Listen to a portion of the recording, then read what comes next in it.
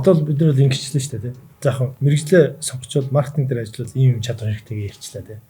Тэгвэл одоо нөгөө зарим нэг хүмүүс яаж тэгвэл би маркетинг хэрэгтэй гэдэг мэдэхгүй бас явж байгаа хүмүүс байгаа шүү дээ. Тэдэрт нь яг зүгээр миний зүгээр сая жоохон сэдв өөрчлөөд хариулт өгөх гэж байгаа л тий.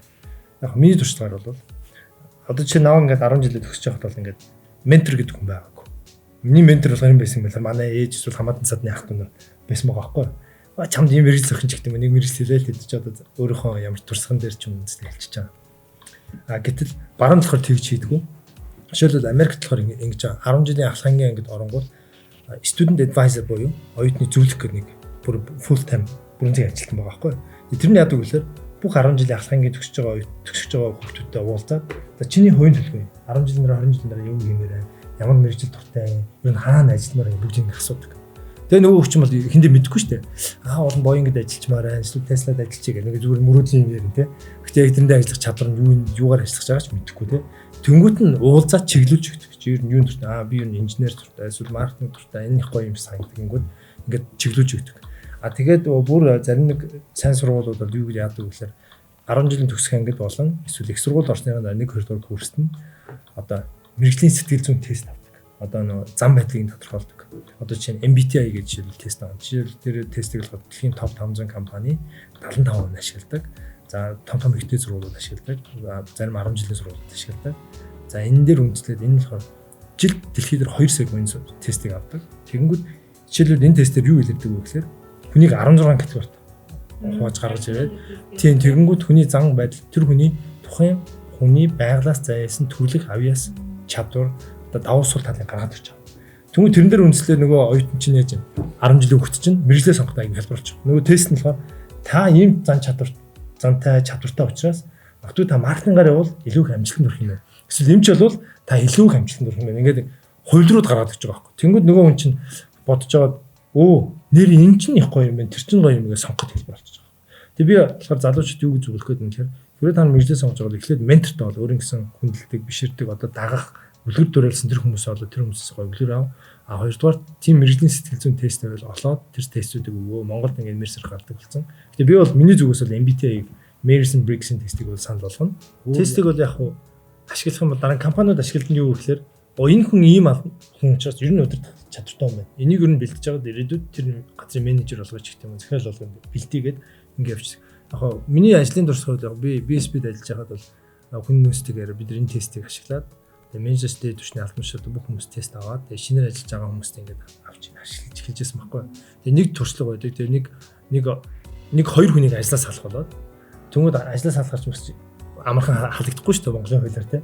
Тэгэхээр эхлээд ажил санал болгох хэрэгтэй болдог. Тэнгүүд бид нэр тест аваад тэгээд хоёулангаас нь тест авсан. Нэгэнд нь болохоор айгүй аналитикийн юу гараад тэр нь болохоор санхүүгийн шинжиж ажил санал болгож байгаа. За нөгөөдөгт нь болохоор ер нь айгүй өндөр өдөрт хавьяастай гэж гарч иж байгаа байхгүй юу? Тэнгүүд нөгөөд нь харахад бол нэг л их дуугаа юм тий.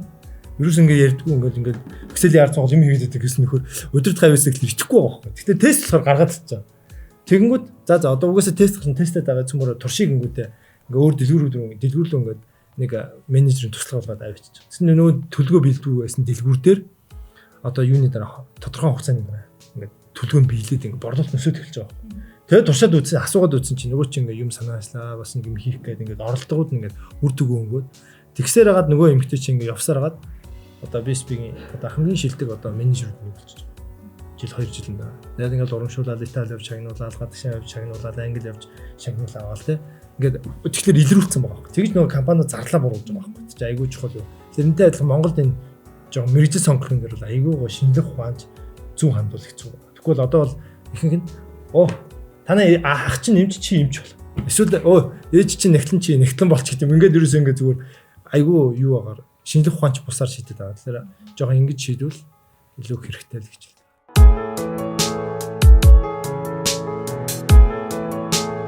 Бизнесийн удирдлагаар ажиллаж байгаа залуучууд, суралцж байгаа залуучууд ямар ур чадвартай байх ёстой юм бэ? Аль чадвараа хөгжүүлэх ёстой юм бэ? За миний хувьд бол ийм санаа байна. Англи хэлийг бол ус цас шиг сурах гэж байна. 10 жилийн төгсдөө TOEFL-ийн 100 оноотой болцсон. Тэгээд бичгийн болон ярианы англи хэл нь бүр айгүй сайн болцсон. Илтгэл тавих төвшөнд байх хэрэгтэй. За мэдээж монгол хэл чинь бол мэдээж унгай хэлж сайн байх хэрэгтэй. За тэгээд бусад хэлийг бол сурмаар байгаа бол тэр хятад лиг, солонгос лиг, Япон, Орос хэл ч юм уу. Тэргүй зүгээр ярианы төвшөнд бол айгуу сайн сурсан байх л хангалттай юм шиг санагдав. Хэлний хувьд бол хэлэхэд бол юм. Хэл бол айгуу чухал. Тэгэж. За тэгээд мэдээж маркетинг төгсөж байгаа хүмүүс бүтээлч байдлаа айгуу чухал. Creativity гэдэг талаас. Яг бол тасралт үе шин санаа илэрхийлж яадаг, шинийг бүтээж яадаг, зохиох одоо тий эргэлхийлж яадаг учраас тэр бол айгуу чухал үү яах вэ?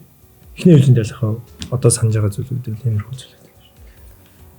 Бизнесийн удирдлага, маркетинг чиглэлээр ажиллаж байгаа үед бол мэдээж олон хүмүүстэй ажиллах учраас удирдлагын арга барилууд дотор бол мэдээж сайн эзэмшсэн байх ёстой гэж харагдаад байна. Тэгээд ялангуяа би одоо маркетинг чиглэлээр ажиллаж байхад бол хамгийн одоо бас байзаашгүй эзэмших ёстой чадруудын нэгд бол жишээлбэл маш тодорхой гэвэл өнгөний комбинац тий маркетинг чиглэлээр ажиллаж байгаа бол сошиал медиа дээр ажиллахдаа мэдрэмжтэй байх. Тэгээд баг хамт олон удирдаад ахлаа явж байгаа бол жишээлбэл хошин шогийн мэдрэмжтэй байх тий. Тэр уур амьсгалыг зөөлөд авч явж идэг ч юм. Тэгэл дараачийн зайшгүй эзэмших ёстой чадвар хэм бол 13-аараа шивждэг байх. Ямар нэгэн нийтлэл нэг тийм зарлал мэдээлэл тавих гэж байгаа бол тэрийг Монгол утга найруулгаараа маш гоё зэгцтэй, зөв, товч, ойлгомжтой бичдэг байх ёстой. Тийм чадварууд бол маркетер хүний хувьд бизнесийн удирдлагын чиглэлээр сурж байгаа төгсөөд ажлын талбарт гарч байгаа залуучуудын хувьд бол зайлшгүй байх ёстой гэж боддог шин. Тийм. Яг мэдрэмж бол хамгийн нэгдүгээр та асуудал. Яа тэгэхээр нөгөө альва одоо юу гэдэг зураг авахар хүн өнцгөө олно гэдэг нь шүү дээ. Яг тэрнтэй адилхан хүн саналаа хэлэх чаа, санаагаа хэлэх чагаа бол өнцөг аягүй чухал. Тэрэнд бол нөгөө мэдээж нэгдүгээр мэдрэмж аягүй чухал. Нэг юмыг тайлбарлахдаа би аль талаас нь ямар хүмүүс байна, аль талаас нь харуул энэ хүмүүс ойлгох уу гэдгийг мэдэхгүй бол яг нөгөө өөрийнхөө ойлгож байгаагаа шууд ингээд ялцдаг. Хүн болгон өөрөөр сонсдог тий. Тэгэхээр ийм одоо өөрийнхөө санааг дутуу илэрхийлэх тийм хандлагатай болчих гээд байдаг тий. Тэгэхээр хаана юуг ярих уу, ямар өнцгөөс ярих уу, одоо өнгө өөрөө ямар аах хэвээр гээд яг Японд бас нэг юм удирдах нэг харилцааны сургалтанд сууж исэн. Тэгэхэд бол хүн нөгөө хүний инээмсэглэл гэдэг чинь өөр баг 100 төрлийн инээмсэглэл гэдэг гинэ. Хүн тэрнээс алийг хаана одоо үзүүлэх гэдэг нь өөрөө яг мэдрэмжийн асуудал гэдэг тийж цаажсан. Тэгээ хүний яг ингээд нүүрний ингээд хэлбрээс хамаарат тэр одоо 100 өөрчлөгдөг гэхээр амар бүрийн юм төгс аазтай бүр. Тийм. Тэгээд маркетинг ч менежментийн ч хүмүүс ер нь хүүхдүүд ялангуяа нэг шинийг эргэлхийлж өөрийгөө байнга хөгжүүлж явах хэрэгтэй.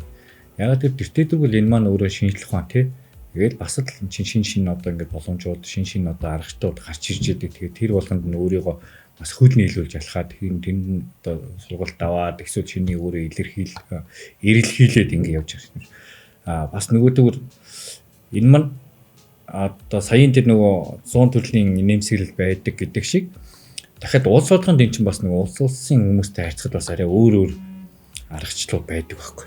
Тэр хүмүүсийн одоо нөгөө хүнтэй харьцааны хувьд арай өөр байдаг. Зарим нь тий Монгол хүнтэй яаж харьцуул илүү ойлгохдоо, Япон хүнтэй яаж харьцуул илүү ойлгодог, илүү үр дүнд хүрдэг гэдгүүд нь аюул чухал. Миний хувьд болохоор маркетер, бизнесийн удирдлага, маркетинг чиглэлээр ажиллаж байхад нөгөө үг сонголт одоо зөв, ойлгомжтой, товч тэгээд аль болох тийм сонсголонтой бас уншихад нүд бүдэрхээргүй байхын тулд яадаг вэ гэхээр илүү их ном уншдаг. Тэгээд тэрийг ном уншихдаа аль болох ингээд параллелдэж уншдаг. Бизнесийн буюу өөрийнхөө мэргэжлийн чиглэлийн номнуудыг уншина мэдээж. Хажуу талд нь яруу найраг утга зохиолыг бас параллелдэж уншдаг. Тэгээд давхар болж игэл дахиад өөр тэр хүмүүсийн биографи дурдтгал байт юм даа. Ингээд уншихлаар тэндээс нөгөө ядчил үгийн сонголтын дээр утга төгс бичих тал дээр, найруулга зүй тал дээр илүү тийм чадруудыг өөрт суулгаад байгаа санагддаг шин. Ажилд ороход хамгийн түрүүнд анкет хийж бөглөдөө шүү дээ. Хүн гараараа бөглөдөг. Тэндээс өөр нь хүний зан чанар аягүй санагддаг гинэ. Яг бөглөх ёстой юмыг бүрэн бөглөж үү, эсвэл яг бүрэн ойлгож үү, тэр нөгөө санаагаа бүр илэрхийлж үү, бичгээ юу ямар ингээд анхан шатны нэг хамгийн анх өөрийгөө ойлгуулах юм төвшөндөө болвол тэндээс хүний хандлага аягүй харагддаг гинэ. Ер нь одоо маркетинг менежментээр ингээд ажиллаж байгаа хүмүүс илүү мэдээлэлтэй байх хэрэгтэй. Мэдээллийг хурдан авдаг байх хэрэгтэй. Тэрнтэйгээ уялдуулаад хурдан шийдвэр гаргадаг хэрэгтэй. Тэр шийдвэрээ бүтээлч санаануудаа захиралтай ч юм уу удирдлагуудтай айлбал хурдан танилцуулдаг хэрэгтэй. Тэгвэл захиралтай танилцуулахдаа бас ямар өнцгөөс нь ярьж тайлбарлах вэ? Манай захирал ийм хүлээж авдаг, ийм хүлээж авахдаа муу байдаг гэдгийг бас өөрснөөс дотроо бодоод тэгээд тий оршилтоо явах уу гэдгийг ингээд тайлбарлаад явдаг. Тэгжиж хүн бол удирдлагын хэмжээнд бодох юм бол маркетингийн менежер эсвэл менежер юм ингээд эдгээр хүмүүс маань шин санаа гаргаж ирж байгаа нөгөө удирдлагад бол айгүй өдөр болгон шин санаа гаргаж ирэхгүй бол танай компани одоо ингээд дуусч байгаа тооцоо гэдэг бас нэг үг байдаг тий. Яг энэтэй энэтэй адилхан бас ингээд өдөр болгон ингээд тэр хүмүүсээс бас ингээд шин санаа гарч ирэл эсвэл бүтээлч санаа гарч ирэл энэ юм ингээд дэвшүүлмэн апгрейд хиймээр байна. Одоо эсвэл ийм бүтээгдэхүүн шинээр нийлүүлж болж байна, гаргаж болж байна гэдэг ч юм уу. Эсвэл ийм одоо технологиг шин ажилдаа ингэж оруулал одоо бид компани дээр тусгуулах юм давуу талууд нэгдэж байна гэдэг юм. Ингээд иймэрхүүнүүдийг дандаа шинээр бас харж байгаасай тий. Тэгж харж ивэл илүү хин хинд нь бас удирдлагч тэр ажилтнанд чир мотивац болоод ингээд идэвхжүүлэлт болоод бас явж идэг манай ажил. Бас нэмэх юм бол хариуцлага гэдэг юм айгүй өндөр. Хариуцлагатай байх хэрэгтэй, хариуцлагыг ухамсарлах хэрэгтэй гэдэг зайлшгүй байх хэрэгтэй. Бизнес хийж байхад ялангуяа энэ цагт тэдэн цагт хизээ юм хэрэгтэй гэвэл яг тэр үед нь бэлэн байлгах хэрэгтэй тий. Өөрөө баг болгоод ажиллаж байгаа бол багийн хүмүүсээ ч гэсэн тэр тал дээр хариуцлага гэдэг юм дээр сурах хэрэгтэй. Одоо яг нөгөө яг ажилд ингээл дөнгөж оюутан төгсчөөл ажилд орохоор нөгөө оюутны сэтгэлгээ оюутны амьдралаасаа салж чадаагүй хүмүүс байдаг юм л дээ. Өглөө хоцорчдаг яа хоцорсон хэрэг унтчихж гээл те. Гэтэл яг ажил дээр бол тэр унтах гэдэг юм чинь байж болохгүй те. Цаг гэдэг чинь за чи яг 9 цагт ирэх ёстой гэх юм бол тэр хүн 9 биш 8:40 гэхэд ирсээр бэлэн байх ёстой. Тэр бол цаг баримтлах гэх мэтчлэн тэгэл хариуцлага гэдэг юмыг аягүй сайн өөртөө бас одоо мөрдөх ёстой зүйлийн нэг юм болов гэж бодсон шүү. Бас нөгөө нэг анх ажилд орохдоо эсвэл анх хүнтэй уулзж байхдаа өөрийгөө нөгөө танилцуулах илэрхийлэх байдал өгдөг шүү дээ. Одоо чинь анх ажилд орж иж нөгөө хүнээс ажилд ингээд ажил олгох чинь өдөөс хараа суугаад ярьслаханд орж байж барыг нөгөө хүнээсээ илүү ороод ингээд нэг одоо ажил олгогчоос ах хүн шиг тийм ээ эсвэл илүү албан тушаал дээгүүр хүн шиг юм яриад авчмал нөгөө ажил олгогчдод таалагдахгүй шүү дээ. Тэгэхээр тий тодорхой хэмжээ хүндлэл байх хэрэгтэй. Одоо манай зарим залуучууд бол хүндлэл муутай байдаг байхгүй. Тэгээд энэ хүнээс би ажил гуйж явж байгаа, ажил орох гэж явж байгаа. Энэ хүний би нөлөөллөөр тий би ингээд одоо илүү амьдралаа дээш нь татах гэж боломж хайж явж байгаа гэдгээ ухамсарлахгүй орж ирдэг байна. Тэр нь мэдээж хинтж таалагдахгүй. Тэгэл нөгөөх нь унах ч юм уу тий. Гэтэл яг амьдрал дээр уг нь тэр уг нь зүг бодолтой хөөхт байсан боловч тухайн үед нэг тэгж бодоод ороод ирсэн нөгөөдгөө жоохон хитрхи дүүлгээд өөрийгөө ботцсон юм хөөх тохиолдол байгаад. Тэгэхээр бид нөгөө нэг ажил ярихдаа ч гэсэн бас ингээд хоёр захирлын хэмжээнд эсвэл одоо ямар нэг арай өөр хэмжээнд ярих юм бол одоо ороод өрөөнд нь орж ялаа ингээд одоо шууд өөртөө ус хийж авч уух уу тэр хүнд төрүүлээд өгөх үү гэдэг чинь яг ингээд иймэрхүү юм лимитэд одоо бодлогоодыг бол айгуу сайн бас барих хэрэгтэй юм шиг байна.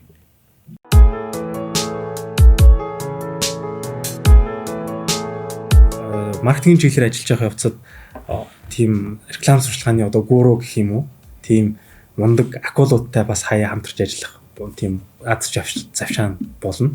Тэгээд тэдний үгийг сонсоод харж байхад ийм нэг юм хэлээд байгаа. Ахуурууга чиглээ.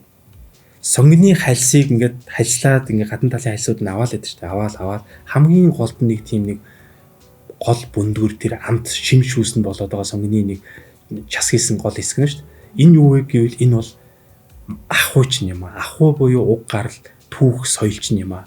Тэгэхээр бид нэр хэрэглэгчид зориулагдсан реклам хийхдээ одоо өнгөний сонголтын хувьд, аяны сонголтын хувьд, монтажных нь хувьд харахаараа энэ тренд болж байгаа гэж харахаас илүүтэйгээр Монгол хүн чинь юуг таашаадаг вүлээ?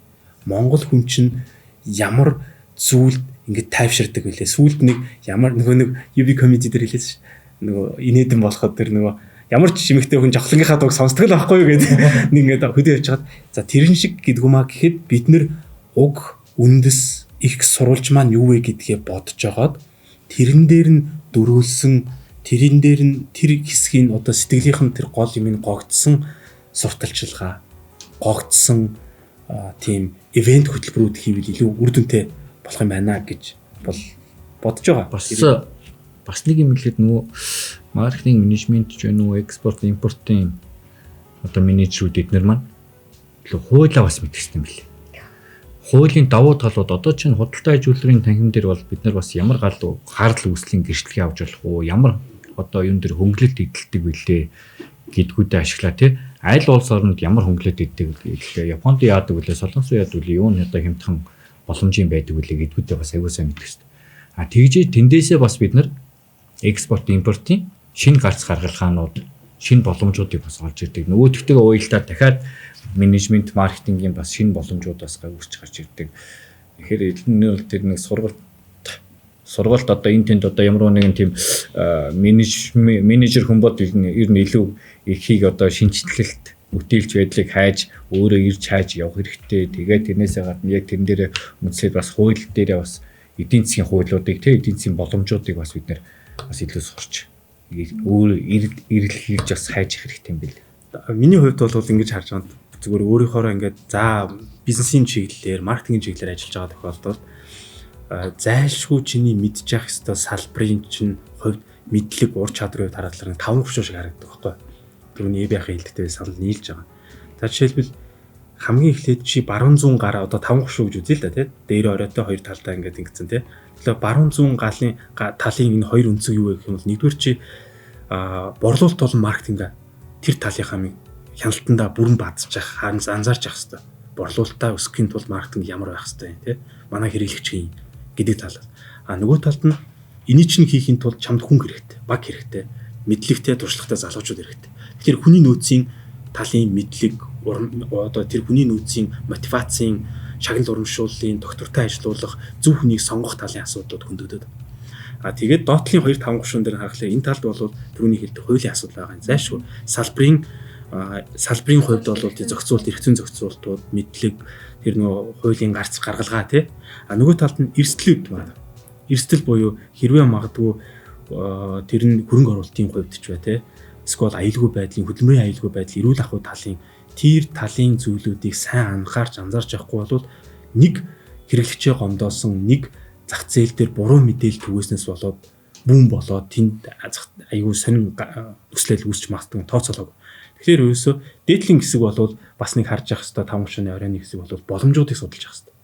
Тэр юу гэвэл хөрөнгө оруулалтыг ашгаас үүссэн хөрөнгө оруулалтыг ямар салбар руу, ямар бизнес руу хийж байгаа юм бэ гэдэг тийм шинжилгээний мэдлэг ур чадвар ийм гаргалаа. Тэгэхээр ингээ харахаар баруун талдаа борлуулалт маркетинг, зүүн талдаа хүний нөөцөө хуйлаа эрсдлээ тооцсон.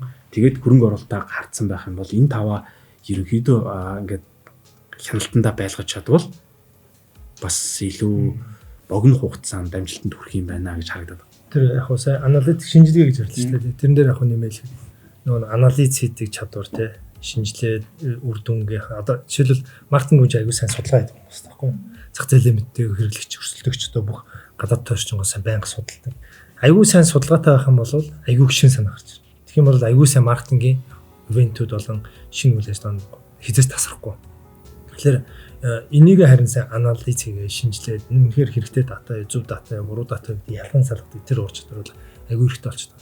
Дээрээс нь болохоор энийг юун дээр ашиглах вэ гэхээр янз бүрийн нөгөө одоо SPS ч гэдэг юм уу, эсвэл Excel ч гэдэг юм уу те янз бүрийн програмууд дээр энийг яаж зөв ашиглах вэ арга тэр техник одоо механик арга аягүй сайн сураад эзэмшээд авчих хэрэгтэй. Тэгээ би энэтэй холбоотой яг ялангуяа компьютерийн ур чадварыг дагаад аягүй сайн эзэмшээс гэж бодож байгаа. Excel-ийг, Word-ийг, одоо PowerPoint-ийг ядаж хамгийн түрүүнд бүр аягүй сайн бүр илүү сайн хийдэг болсон байна. Тийм презентац зэрэг аягүй олон юм яаж зөв тавих юм.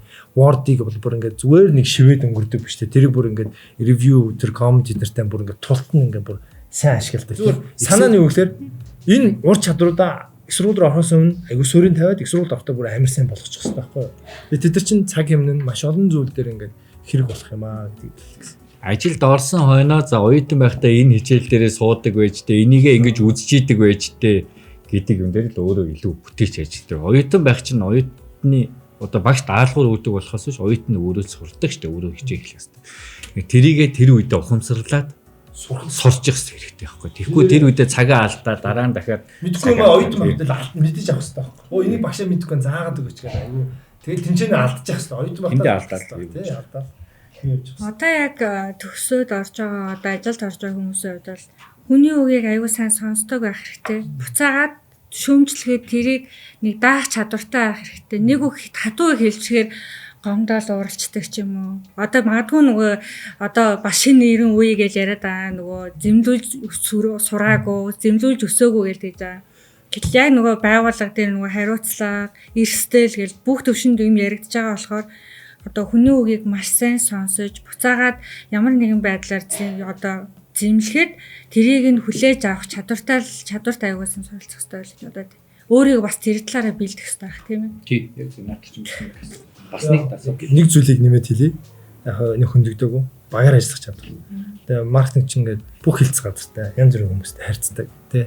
Ингээд тэгэхээр нэг аюул олон хэлц газартай харьцаж байгаа учраас нөгөө хүмүүс болгонтэй багаар аюул сайн гар нийлж ажиллах тэр үнтэй харьцах чадвар аюул чухал. Төрний нөгөө нэг ихлээр ярьжсэн нөгөө үнтэй харьцах буцаад орж байгаа байхгүй. Яг л энэ хүнтэй харьцвал энэ нэмэгтэй хүн одоо тэдэн насны учраас энтэй ингэж харьцах. Энэ жоо ах учраас ингэж харьцах. Энэ дүү учраас ингэж хэвээр оюун солонгос учраас энэ Япон учраас Америк учраас ингэж харьцах гэдэг айгүй олон нөлөөлөл байгаа учраас хүнтэй харьцах тэр айгүй сайн яагаад тэгээд мэдээж бүгдэндээ муудалцаа яваад мохош болохгүй шүү дээ. Ажил явахгүй тий. Яг л чиний ажил өөр нэг хүний ажлаас хамаарч байгаа учраас өөрийнхөө ажлыг ойлгуулаа, өөрийнхөө зорилгыг ойлгоод нөгөө хүнийхэн бас юу хүсэж байгаа зорилгыг ойлгоод дундаас нь шин цанаагаа тохируулаад ингээ гаргаад явах хэрэгтэй. Одоо нэг шин төсөл гаргаад нэг ийм одоо за маркетингийн одоо ийм арга зам бий болгоод явлаа гэхэд тэрэн дээр хуваарлтаа хийх хэрэгтэй. За манай баг хэдэн хүнийхээ эндээ ийм ажиллааг, эндээ ийм ажиллааг. Тэгжиж нөгөөх маань илүү хурдан ч явна, илүү үр дүнтэйш болно. Тэгэхгүй ганцаараа нухаал те. Ганцаараа нөгөөх маань өөрөөрөө зүтгээд ивэл бас тэр мань алдаа байна. Сүүлд нь бодглохлоор энэ болгон сайн чадваруудыг өөртөө суулгах те богино хугацаанд бусдаас суралцах шинэ мэдлэг мэдээллийг өөртөө шингээж авч тэрийгэ дадал болгохын тулд эргээд харахаар нөгөө зан чанар хандлага гэдэг нэг behavior гэдэг юм яригадаад байгаа тийм. Энэ хандлага зан чанарыг өөртөө зөв болгох энийг илүү хөгжүүлэх тал дээр ажиллаж чад л суур одоо юм суур фундамент болчих юм шиг санагдаад байна.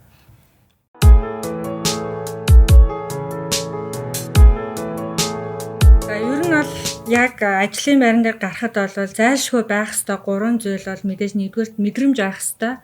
Хоёрдугаарт хүндлэл авах ёстой зайлшгүй. Ямар нэгэн байгууллагад ороход хүндлэл авах ёстой. Гуравт нь бол мэдээж хамгийн том хариуцлага авах ёстой. Хариуцлагын цаана одоо бүх зүйл багтж байгаа. Энэ 3 чанарыг одоо хамгийн сайн эзэмшсэн байхад бол та ажлын байранд гарахад таны хамгийн том өөрийгөө илэрхийлэх нэг том чадвар болж болно шүү. За, миний хувьд яг ажлыг мэдээ цаг тухайд нь хийдэг хэрэгтэй. Хамгийн гол нь бас удирдлагатаа, ажилдаа илүү тийм сэтгэлтэй байх хэрэгтэй. Өөрийнхөө сэтгэлийг зориулаад, өөрийнхөө ур чадварыг бүрэн дайчлаад явах. Мөн одоо ямарваа нэгэн зүйл болохгүй байлаа, таалагдахгүй байлаа гэхэд тэрийг айл болох хурдан хэлж өөрийнхөө дотор ингээл нуугаал одоо ингээд бухшаад авахгүй тэрийг хурдан хэлдэг. Илүү ажил амьдралынхаа ялгаж салгадаг гэсэн тэн дотор бас ингээд илүү бие биентэйгээ хурдан ойлголцдог. Хариуцлагын төлөө, алдааны төлөө, алдаа гаргасан тэрийгэ давахын төлөө яг ингэж хариуцлагатайгаар явдаг байх хэрэгтэй. Миний хувьд бол залуучууд шинээр ажилд орж байгаа экстэйц сургуулаа төгсөж байгаа үедээ одоо орчин үеийн бизнесийн байгууллагад орсон үед бол хоёр зүйлийг бас нэлээд анхаарах хэрэгтэй болов уу гэж харагдаад байна. Нэгдүгээрт нь хэмээл одоо хүн болгон ийм цаг айгүй ийм яаруу одоо цаг хугацаа гэдэг аюу хүндэр үнэлдэг болсон. Тэгэхэд мэйл ирсэн, утсаар чинь чат ирсэн, залгаад утсаа ярих боломжгүй бол тэр хүн рүүгээ эргээд ямар нэгэн байдлаар холбогддог. Responsible response тийм харилцаатай байдаг, хариу үйлдэлтэй байдаг. Чатаар ингээд синдчээд 3 хоног ямар хариу байхгүй. Тим гэж байгаа мó, үгүй гэж байгаа мó биш. Тэгэхээр ерөөсөө альва зүйл тэгнэ болно. За, үгүй, чадна. Тэдээ гэж тохироод ингээд юм хариу үйлдэл сайтай байх. Нөгөө талаас нь хоёр дахь юм бол өөрийнхөө хийж байгаа ажилдаа нэлээд сайн тийм зориулт гаргадаг. Ямар ч юмд нэг тийм тэр нь дотоод өөрт байгаа бүх зүйлээ зориулаад хийсэн юм шиг ард гарцсан байхдаас нэг таатай байна. Тэгэхээр ерөөсөө хариу үйлдэл сайтай байгаарай. Зориулт гаргаарай. Хариуцсан ажилдаа л гэж хэлмээр байна да. За миний хувьд бол яг баригийн хэлсэн дээр яг ерөнхийдөө төстэй. Нөгөө харилцааны ур чадвар энэ бол аягүй чухал. Яг бол эцсийн бүлэгтэй хүнтэй л харьцсан. Янз бүрийн хүнтэй л харьцсан. Тэгэхээр янз бүрийн хүмүүстэй зөв айгүй сайн харьцдаг байх хэрэгтэй. Эргэх холбоотой тий. Энэ бол айгүй чухал учраас энэ soft skill-үүдээ айгүй сайн хөгжүүлэх хэрэгтэй. Хүнтэй зөв ярих, өөрийгөө зөвөр бусдын ярьсныг зөвөр ойлгоод тий цааш нь дамжуулахдаа зөвөр дамжуулдаг тий. Айгүй энгийн зүйл юм шиг болгож энэ бол айгүй олон хүний зүрхлэлд гомдох, уурлуулах, бухимдуулах айгүй олон зүйлийг энэ зүйлүүд чинь ингээ үүсгэж байдаг учраас энэ дээр бас анхаараас гэж бодож байна. Дараагийн зүйл мэдээж багаар ажиллах чадвар айгүй чухал. Бусдаа за тэгээд өөр нэг зүйл нь юу гэхээр насан туршийн боловсрол, насан туршийн суралцагч байгаас гэж. Тэгжээж л одоо маркетингийн болон төгсөж байгаа хүмүүс хязгаарч цаг үеэс хоцрохгүй байж чадна. Яг л өнөөдөр чи 4 жил сургууль төгслөө. Тэр чин 10 жилийн дараа 5 жилийн дараа хуучирсан мэдлэг болж магадгүй байхгүй. Одоогийн цаг үед. Тэм учраас байнгын цаг үетэй хөлнөжл байнгын суралцж явах хэрэгтэй гэж хэлэх гэсэн. Тэгээд за дараагийн нэг зүйл нь болохоор за тэр хэлийг бол англи хэлийг бол зүгээр өчиггүйгээр сур. Тэр ямар мэрэгжил авах цаа хамаагүй өчиггүйгээр сур. За англи хэл бол уучлаарай. Дараагийн үе чинь бол барьж идэн цаг үеэс хоцрно гэдэг үнэхээр хатаа байл. Хэрвээ англи хэлтэй байх юм бол мэдлэгийн цоошин үд хаалгана гэж байгаа байхгүй. Монгол хэлээрээ яахан төгсрэл 2 сая ном үзэх байхгүй. Гэтэл англи хэлтэй бол 2 тэрбум номноос хүснээ сонгож үзэн Google-ээс орох хүс юм хаагаад бүх мэдээлэл олоод авчих. Тэгэхээр энэ бол цаг үеэс хоцрохгүй хамгийн чухал зүйл л гэж хэлээ.